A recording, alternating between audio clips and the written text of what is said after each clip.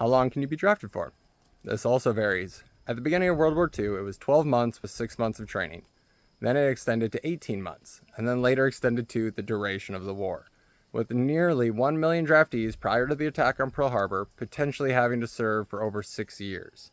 But regardless when draftees were originally drafted, they weren't sent home immediately following the end of the war due to personnel needs to keep order in war-torn countries and logistical issues of transporting all troops home that were now overseas. In fact, people were continuing to be drafted up until 1946, well over a year after Germany's surrender and a year after Japan's surrender.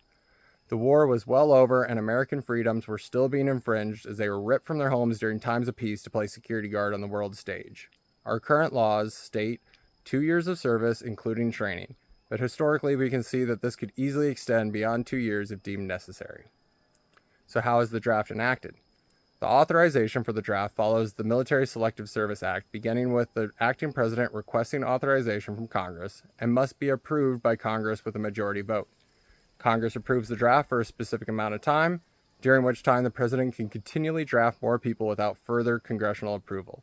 At which point, the federal agency called the Selective Service System takes orders from the president on how many bodies to draft, and they begin to select people based on the registrations already in the database.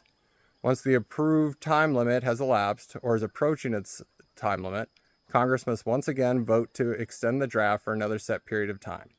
As long as Americans have a pro-war president along with a pro-war Congress, Americans could have a state of perpetual military drafting until they run out of male bodies to draft.